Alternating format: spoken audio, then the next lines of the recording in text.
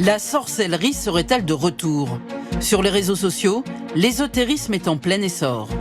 Chamanisme, conseils de purification. Le thym, lui, est brûlé pour les sorts de guérison. Il vous aide à vous détacher de votre passé pour mieux avancer. Et même stage de sorcière. Les vidéos se comptent par millions. Faut-il y voir des superstitions sans danger ou bien le début d'embrigadements sectaires? C'est un témoignage rare.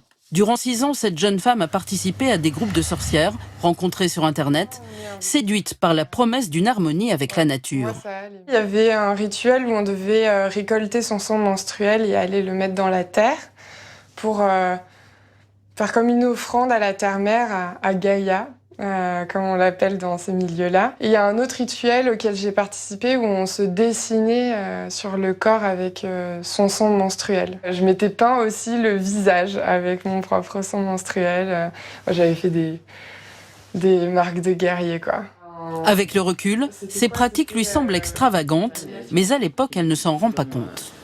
Il faut bien comprendre que c'est un enchaînement en fait de croyances, de couches de croyances qui amènent à faire ce type d'activités, de choses qui paraissent invraisemblables, mais quand on est dedans, on trouve vraiment du sens.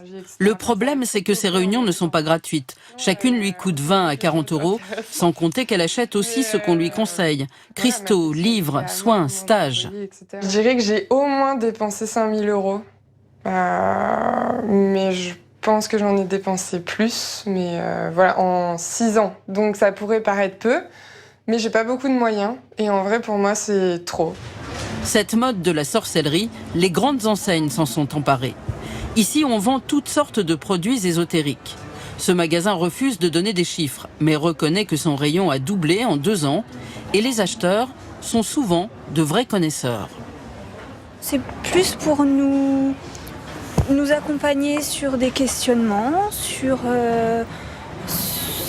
des choses pour être guidés un peu sur notre chemin quand on est perdu. Je recherche plus des rituels de purification, parce que je viens de déménager. Alors, un habitat, souvent, ça a gardé l'énergie en fait, des anciens habitants ou l'histoire des lieux. Donc, si on veut être tranquille, il vaut mieux purifier. Ce mélange de spiritualité et de culture de l'étrange inquiète de plus en plus les associations de lutte contre les dérives sectaires. Mathieu Porzio travaille pour l'une d'entre elles. Il observe et dénonce l'emprise grandissante de certains groupes de sorcières et de gourous sur les réseaux sociaux. Tu ressens peut-être que t'es vraiment drainé en ce moment, comme si les autres te voulaient du mal, beaucoup d'anxiété. Plus tu vibres haut, plus tu transmutes l'ombre en lumière. C'est un lien entre une forme de pensée magique, une forme de rejet de société. On ne peut pas être dans ce genre de démarche tout en gardant un pied dans la société normale. C'est pas possible. Ce genre de démarche fait rejeter la science, fait rejeter toutes les avancées technologiques. C'est un retour en arrière en quelque sorte. L'association compile méthodiquement les contenus les plus problématiques. La tâche est immense, car ce type de vidéo a doublé depuis 1 an, passant de 300 à 600 millions.